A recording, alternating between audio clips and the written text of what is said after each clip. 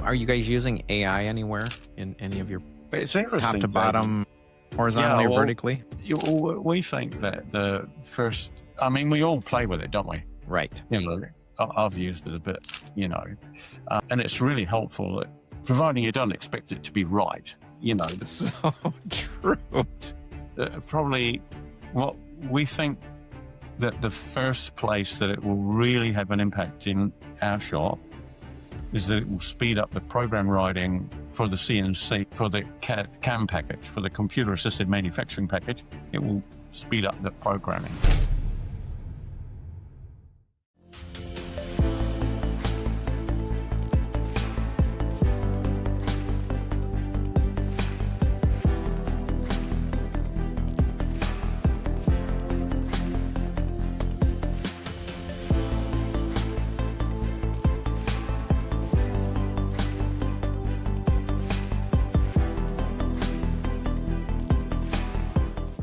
Welcome to the Systems Edge. I'm David Stowers, your host, and today we've got a special guest all the way from New Zealand. And I mean down on the other side of the planet from where most of you who are watching are probably listening. Today it's Brian and Jane, Brian Willoughby and his daughter Jane Harrison, who are the kind of run a company called Contex Engineering. And I'm pretty excited to hear their story. I know you will be too. And let's just start in. I always start the show, Brian and Jane, by asking, have you tell a little bit about yourself? Maybe not the LinkedIn version, more of just a casual, someone says to you, hey, what do you do? And that sort of a conversational tone about your business and what you guys do. And Brian, I always start with you and have you tell us a little bit about your role, maybe what a typical day looks like for you. Okay, I don't have a typical day, David. That's okay. We're a typical small company, so everybody at our place wears multiple hats. And I guess the only thing that I do that's different to what everybody else does, I'm a bit more involved in the sales and marketing aspect of the company now. I used to be able to run a machine and all that kind of thing, but these days I wouldn't know how to start the computer to get the machine to go. I'm just a really lucky guy. I had a great education in the UK. As a builder, actually, not as an engineer. The great thing about that, I think, and the thing that's made the company what it is that when you're a builder, you're a project manager, really. Mm-hmm. What I brought to the company right from the get-go was the ability to be really comfortable running subcontractors and suppliers and providing complex services to our customer base, completed assemblies, testing capability if necessary, that sort of thing. And I'm really lucky that it wasn't planned for 1 minute, but as we've grown, we've developed more things, and both of my kids wanted to work for me. They've both gone off and done their own thing. Carla had worked for a couple of big electronics companies. One of them was actually Trimble Navigation, an American company. And Jane had been away, and she was really working in the medical field, pharmacy part, with a science diploma. And then they both wanted to come. When the business was ready for them, they said, "Oh, hey, I'll help you with that." Mm-hmm. So that's me. That's awesome. That's great. And your family can be a part of the art of something you've built and put your heart into. How about you, Jane? What's your role, and do you have a typical day as well? Not really either. I suppose I'm trying to get my day to be a little bit more typical. I'd like to have a little bit more structure in my day. But yeah, it's a challenge to even get to the point to know exactly how to structure it. But basically, I've worked for the company for over 20 years now, and Wow. roles have changed throughout that time. And now I'm the purchasing manager, and I oversee the logistics, and I run the accounts as well. So it's quite broad, and we're just trying to manage to see how much of it is doable in my day. Yeah. Yeah, absolutely.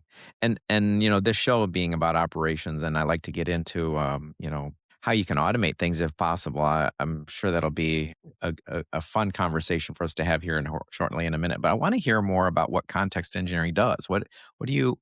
Okay, so our core strength is a CNC machine shop, and the bulk of what we do is contract manufacturing for OEMs, original equipment manufacturers. And we've got some big companies, and everything in New Zealand compared to America is small.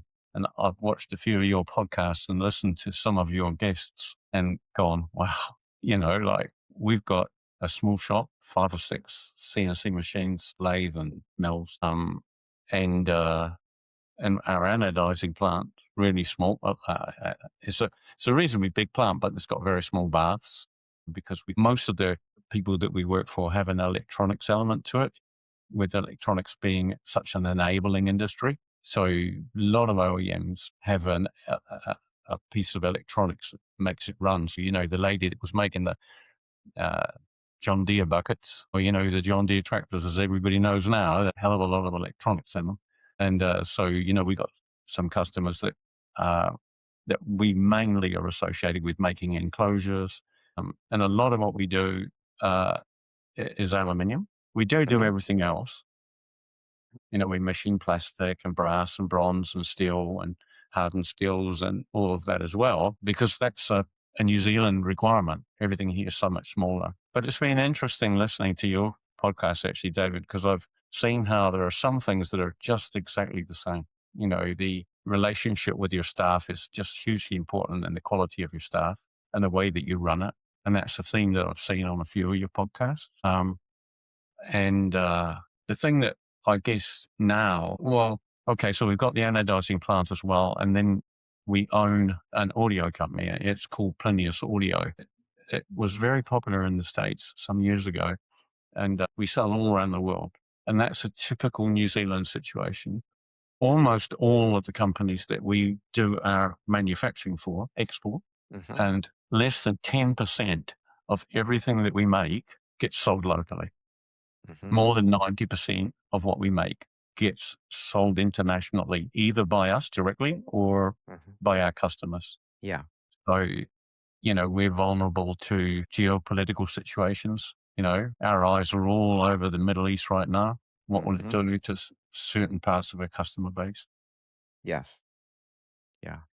It's the nature of having, it's just a smaller market at the end of the day. So yeah, just a smaller Yeah, 5 market. million people, 5.5 million people or something spread Right. over 2 islands. Right. Right. And I remember one podcast I looked at, there was a gentleman there who was making software. I can't remember what city he was based in, but he looked at, and he wanted his staff, if he could, to not work remotely.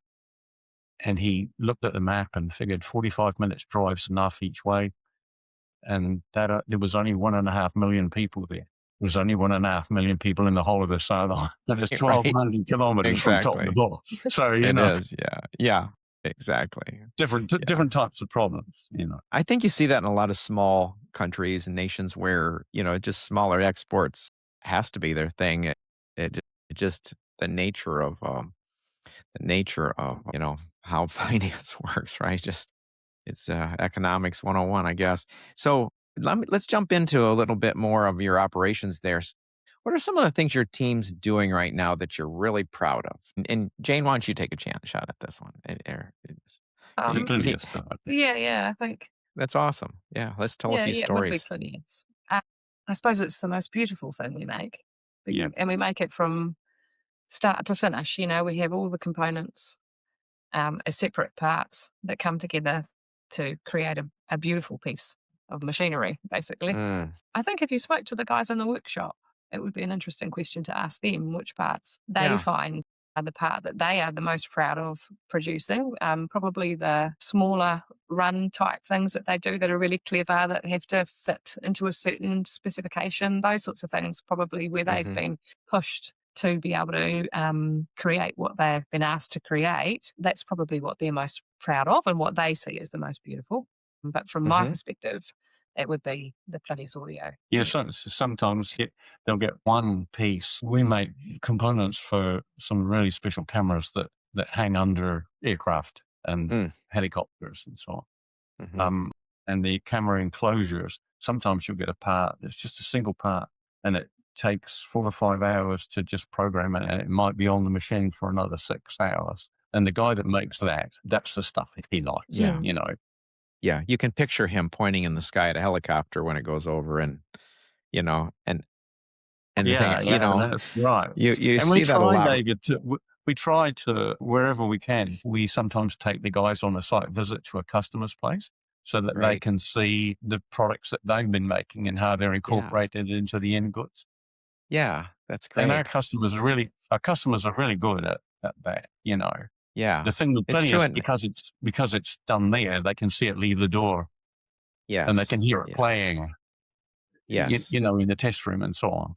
I think every industry is that way. Whether I here we're in a big automotive manufacturing area, but up in Michigan here, Detroit area, and you have everybody's, the guys in here. Well, I worked on that. That's probably a bumper I stamped out, or the Yeah, yeah. builder who says, that I built that house when I was in college. Even I used to build these little what we called yard barns, or maybe you'd refer to them as a little storage shed in the garden, using a British term, and we would call it a backyard. But like I remember for 20 years driving past that thing, saying, I built that. It's that same idea, right? So yeah, you're taking pride in it. That's cool. So your team being a little smaller, or your business being a little smaller, guessing that when you need there, you have a lot of tribal knowledge, we would call it, in terms of your operations. Like it takes a lot of the how things are done up here are here, and that's just is not so much on the on paper, correct? Yeah, we try our very best to not have it all up here and have it on paper, Mhm.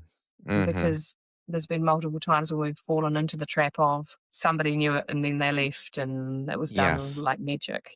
So we Yes. try our very Yes. best to have it on paper. What was the impact of that when that happened? You noticed that, like, did that immediately send you into like, oh, we've got to? I mean, it sounds like it was. Your instant reaction was like, oh yeah, we've got to document some of these processes. Absolutely. Yeah. And Yeah. it's something we really try to focus on to not be people driven. It's, like people obviously, but not specific people have to be there to make things work. We try to Right. our best to not create that environment.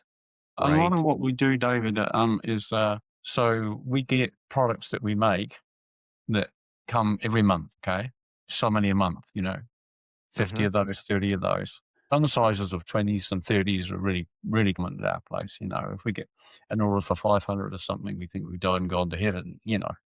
Uh, but at the same time, we also get stuff that comes in there only 3 times a year, only twice a year, sometimes only once a year, you know. And so the documentation's got to be really first class. Yeah. And it is. But then as well as that, we need guys with the skill set that can do jobbing work. Right. And of course, practically everything that you end up doing in production, you made it as a prototype. And then you made a revised one of them, and next time you made 5 because you're a lot more confident. Mhm. And then the next time after that, maybe you made 20, and that was a pre-production run, had some more changes. And all the way along, we're capturing what we did, what Mhm. we can improve, you know. So yeah, we're pretty proud of what we've been able to achieve. But in many ways, this is really basically, I think, our biggest headache is to do that. We've been talking about it, thinking about what we're going to talk to you about. And like when we get an order in our place, it's got to go into the account package. It's got to Mhm. go into the ERP. It's got to go into another piece of software, which we call RAP, which is we wrote this ourselves, Mhm. and this is Mhm. resource allocation program because the ERP can't schedule to save itself. But then we've got other things that we record separately in other spreadsheets or relational databases, and it's frustrating. Like I know a typical question that you've been asking in your podcast. What's the one thing that you would change? And James Mhm. says straight away, double entry. Oh yeah. And we look at our ERP and it's this massive database. We've got more than 4,000 SKUs and we're just tiny. And because every one of those products that we make, and some of them come once a year, they might have 5 bits. And that's the thing that we only see once a year or 4 times a year or something. Right. Um, and then we've got, we run other stuff that helps us keep track of it.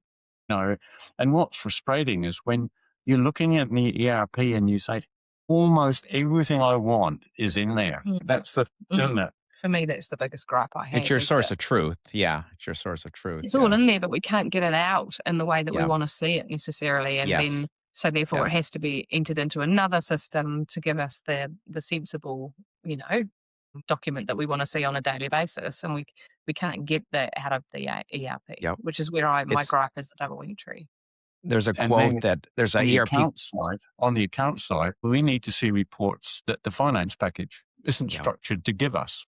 We Yep. need to measure stuff in other ways. Yes. Yes. There's an ERP quote I saw today. It said their ERP system does 90% of what they need done, but the 10% that the ERP system won't do is costing them more than the entire ERP system. It's like, what? It's so Boy, can we profound, relate but to Yeah, is yeah, that. yeah, Yeah. 100%. you hear that all the time, don't you? And or you feel it. You feel it. I mean, it goes to your core because you see the automation that needs to happen. You just don't know how to do it. So I told Brian when we first talked, that's what the podcast spawned out of the fact we're a software development company, and we building middleware between ERP systems is probably 80% of what we do because of what you just described. So yeah, it is what it is. So yeah. So on that note, what are some of the thoughts you've had on how to fix it? Are you found ways to little bite-sized ways to chunks of things you can do to sort of, I or mean, are you just having to live with it? we get there, you know, it's just labor. On the part that Jane looks after, I'd say, you tell me if you think I'm wrong, but it's just extra labor you have to add to it. Mm. And all the simple little things that frustrate you, like, for example, you've got a customer or a supplier and they have a staff change. So now you have to go into 3 different packages to enter that, Yes, you know, yes. because they don't share, They don't you know. sync. Yeah, yeah. We call that, well, you heard it in the podcast, siloed information, right? It's just siloed. Yeah. And Yes. Yeah. and you're building a bridge. So we call them traffic cops sometimes. It's kind of a term, try to build a little traffic cop. Yeah. Yeah. And then on the report side, it takes me more than a day. Yeah, it takes me more than a day. Well, they're kind of interrupted days, but it takes me more than a day to do the monthly P&L Mm-hmm. Yeah. and And it come out should be with the push of a sensible button. report. It should be Yeah, the push of a button. Yeah. yeah, that's what they tell Yeah. me it'll do. And it'll give us a report, Yeah. but it's not what we want to know. Yeah. You Yeah. know, Absolutely. we don't want to just know the bottom line. We want to know, how did we get there and what varied, and is it running to is this part meeting budget, or so we break down our work into different types. So we've got some customers that are big enough to be their own project, and we've Mhm. got other customers that are all small, but their work is the same type. It might be a type that we call tooling and prototyping, as we described to you before. And we Mhm. cluster those customers together, and we see that as a project. Mhm. And then we've got some outwork that we do where we just anodize for people. And then of course we've got the whole Plinius area, which obviously is its own customer, and it's broken down into separate bits. And we need to be able to report to the management team, are they having success? Well, it's no Yes. good you telling them that we've put the labor in there at, let's say, an average of $60 a cost. What they want to know is how many hours. Yeah. Yeah. Yeah. If that's all that they can control, you need to be able to give them that as a measure of how successful they're being. Well, if it makes you feel any better, I hear It is this a lot. helpful.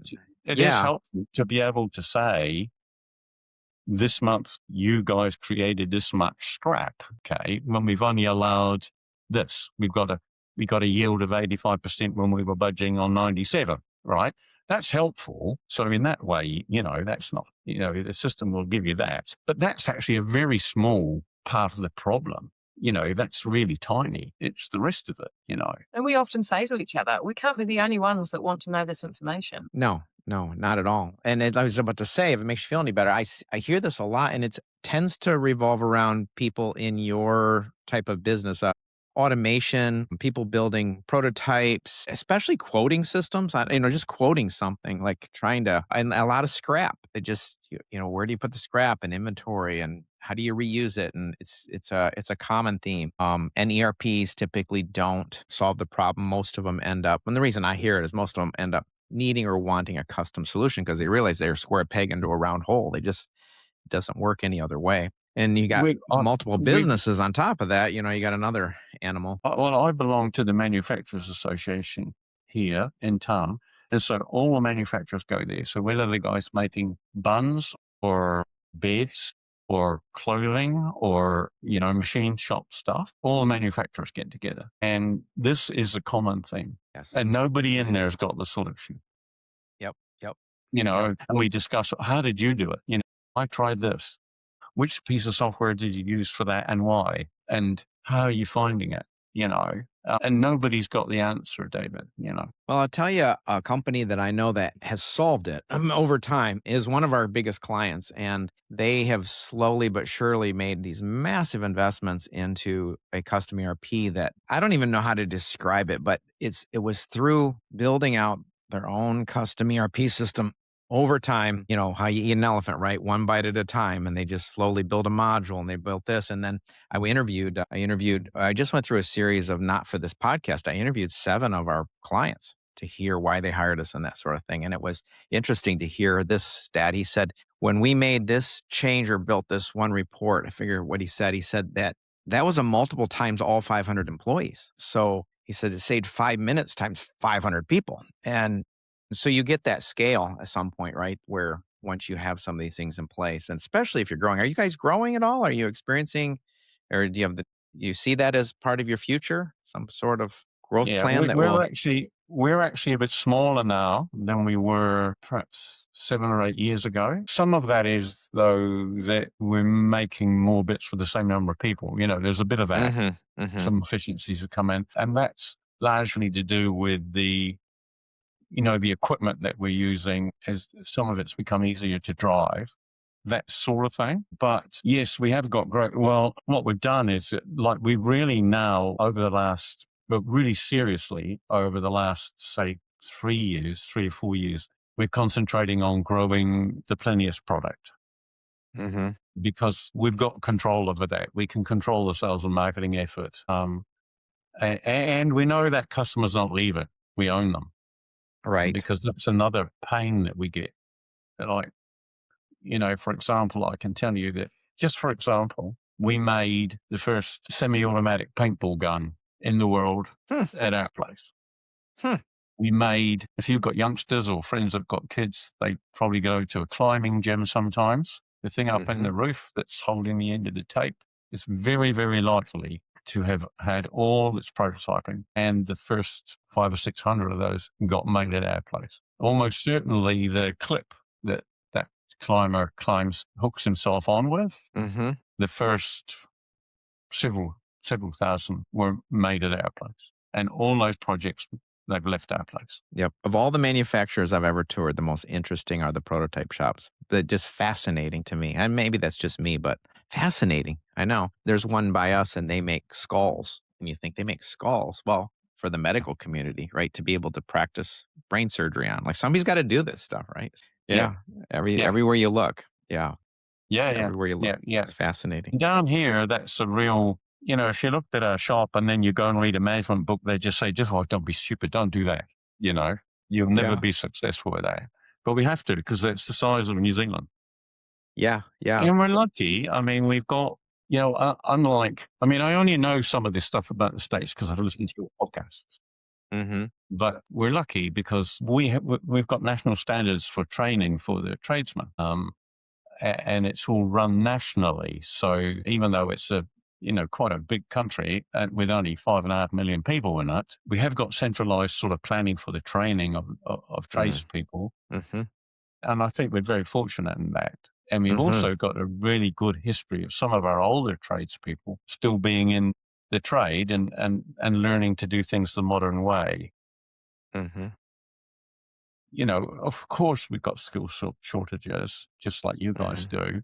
But I think you've got individual states where that's really a problem, where they haven't even got a good state organized training system. Yeah. But you can be in the state next door and it can be quite good. Yeah. Just a bigger pool to draw from if you're, say, near Chicago or something. So, yeah. Exactly. So, it's interesting. Recently, I was reading a goal setting kind of a thing, and they said if you really want to have a big impact on your future, you have to think through, and it's painful. Think through what things might look like. In this case, I'm going to ask you, like, 12 months from now, if you don't do anything different, and then like process that. Like, yeah, what would that look like in terms of the drudgery of double entry or whatever? And then it says, so then now what does 12 months look like if you made certain changes and so forth? So in light of that type of a question, what are some of the things like in your biggest pain points? Do you have those answers yet, or are you working towards them in terms of making that difference for yourself so things are not the same next year? And if so, what would be an example of something that you are working on or hope to change there in the next 12 months? Well, you know, we're all on a constant improvement game and we're constantly doing this. So, Jane, your point was the double entry thing. Yep. Yep. That's your most biggest pain point. And so, and I don't know, if you have a practical thing figured out for that, but if things don't change 12 months from now, I mean, it just requires more labor. I think you kind of alluded to, Brian. It's just if you grow, you Yeah. need some more labor at the end of the day, right? Yeah. So it's an interesting formula too, to be able to say to yourself, okay, if we have to hire a half a person, we grow this many millions of dollars, we have to hire a half a person for every X number of dollars, then so you can almost put a dollar amount to what that manual process is costing you at that point. So it's pretty Yeah. interesting. Yep. Yep. And from my point of view, the part that we're working on in my area is that with the operations manager, we know that our next hire in the shop has to be a top quality tradesman. Mm, And that will make a huge difference to the operation manager's role. He just needs more support. And hmm we got a good hire last year who had worked for us previously and has come back. And now we're looking, very soon we'll be looking for another one. Yeah. Yeah. And of course, the other, then I put my other hat on, the Plinius hat. And the idea is that we just finished a really long development on a new product, and it's on beta test now. hmm And we're just in the last painful parts of the software development. We've got the last couple of bugs to get rid of, and then we can launch it internationally. That'll be So exciting. we're wanting us to, well, we've got to see how that works, but providing it does work well, Yeah. then that'll be our growth center because it involves the whole shop. Sure. Sure. The machine shop, the anodizing, surface finishing, and the electronics part. Oh, are you guys using AI anywhere in any of your It's top interesting, to David. bottom, Yeah, horizontally or well, vertically? we think that the first, I mean, we all play with it, don't we? Right. I've used it a bit, and it's really helpful, providing you don't expect it to be right. It's such a funny line. I'm gonna write that down. That's so true. Probably what we think that the first place that it will really have an impact in our shop is that it will speed up the program writing for the CNC, for the CAM package, for the computer assisted manufacturing package. It will speed up the programming. And then what will happen is the skill set of the top tradespeople, what they'll do is fix what it messes up, and Right. they'll Right. optimize what it produces. Yes. So in a Yes. prototype, it'll be much more use in a prototype than it will be in a production job. Because in a prototype, if you could halve or less, make a third or less time to write the program hmm and then spend on a complex part, you might spend an hour honing it a bit. And it doesn't hmm really matter if your program's very efficient when you're only making one, Right. Right. because proportionately, it's a small proportion of the total cost. Right. And it doesn't really matter if it's inefficient when it gets out there, hmm but we don't expect AI to be able to improve our production processes. At what point do you choose to put 6 on the bed instead of 1? At what point do you decide we'll spend a couple of $1,000s on a fixture? All of that's the humans down there. Yep. Yep. Yep. And that'll probably be the case for a while. And think for quite a while, just because smaller. It's just the nature of diminishing returns. You have to deal with this, small versus large. And, I was just thinking about this. Like, even I wonder, just to throw this out there, have you tried with pulling reports, throwing some Excel spreadsheets into some AI to say, extract some reports for me? You try anything like that? No, I haven't. Okay. I've No. been doing a little bit of more of that, and it's interesting. Like, once again, do you trust the data? But, relative to that, it's interesting. It's fun to watch it run through some, number crunching for you and create some charts and graphs for you that, I you think know, our biggest problem with that, David, is that, when I'm doing those reports, monthly reports for the management team, I'm pulling data from all over the show. yeah, I'm yeah, pulling it out of this package and out of that package and into yeah. this. That's the hard part for me, for my job that comes up every month that I have to do to make sense to report to everybody.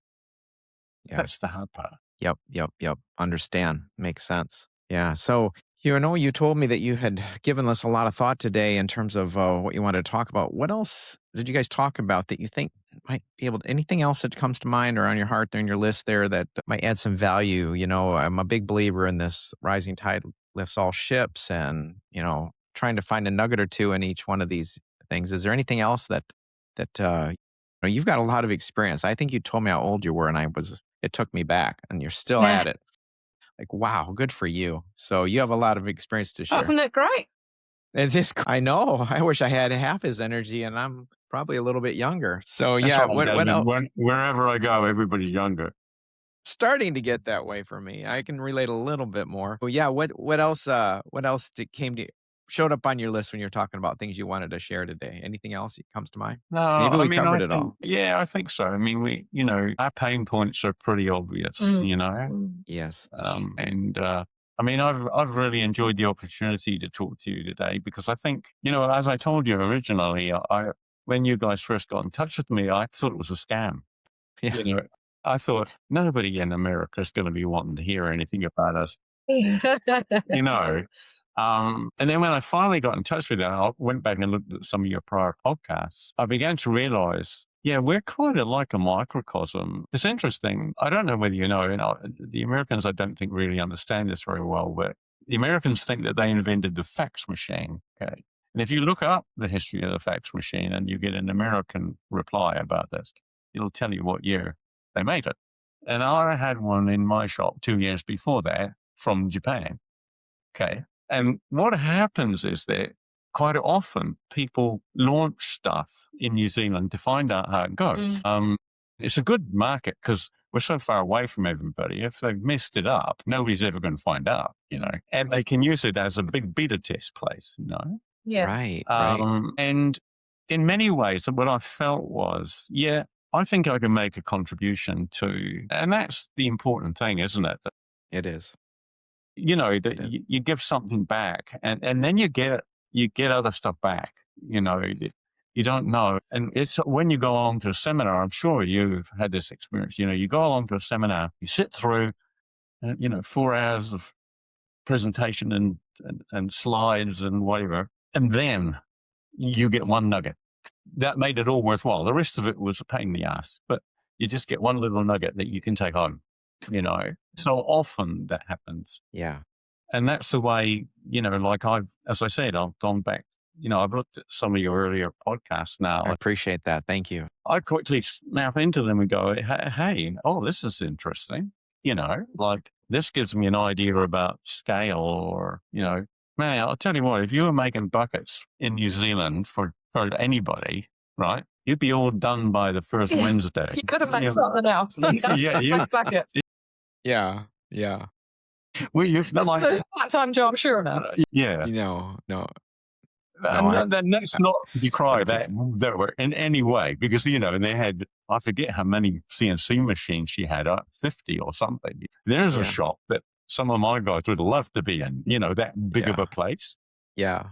But if you had that many, you got New Zealand done. In a month, you've done it for the rest of the 12 months. Well, you play to your strengths, right? Yeah, well, you play to what the market demands is what you do. Yeah, I have a friend in Malaysia who has gone around the world. He's in 30 countries now, and his whole strategy was to just go into a small country. I think his first country is UAE. Goes in and he owns that market. And then he went on to another little country and another little country, and he avoided the States because we call it the 800-pound gorilla. Like it's the resources it takes. It almost makes it impenetrable. And Right. And he finally launched here, but it took him, I think, 30 years before he decided to come here. But he used that what you're talking about though as a global strategy, just to go around to small countries and adapt to the local. And there's a lot of adaptation. So but it has worked well for him, that's for sure. Well, this has been really enjoyable. I've enjoyed having you here today. I do think there's some nuggets for people who will listen to this. And sometimes, and I don't know about you, sometimes you look for that one nugget, but sometimes you leave inspired in some small way and maybe a big way. So I know that's what I feel like the tone of this has been. I think it's there's some inspiration in it, right? Because you're hungry, you're still out there doing it. You're the entrepreneur, consummate entrepreneur with, got your hand in this and your hand in that. You got your family involved and you guys are tackling the problems and trying to work through them and fight through them. Like that's inspiring, right? It's really it's a pleasure to hear these stories. At least it is for me. And I think there's other people out there listening as well. So thank you very much for Well, being on the David, show. thanks for Thank that, you. and the pleasure's all ours. Mm. We've enjoyed Mm. having a chat to you. Yeah, absolutely.